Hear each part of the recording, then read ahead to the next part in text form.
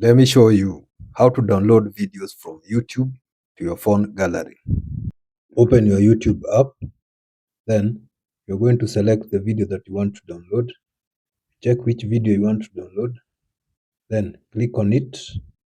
Once you click on it, then you're going to click on the three dots here, then click on download.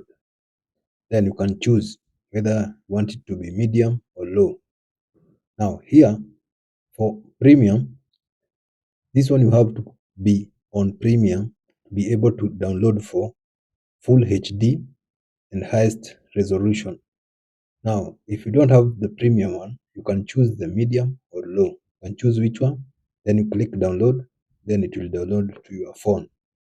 Now, if you want to download your videos, what you're going to do, you go to your channel. You're going to go to your channel, click on your channels, click on your videos. Now, this is my channel. Now, if you want to download the videos, what you're going to do, you're going to click on the three dots, then you're going to click on download video. Once you click on download, it's going to download that video to your phone gallery.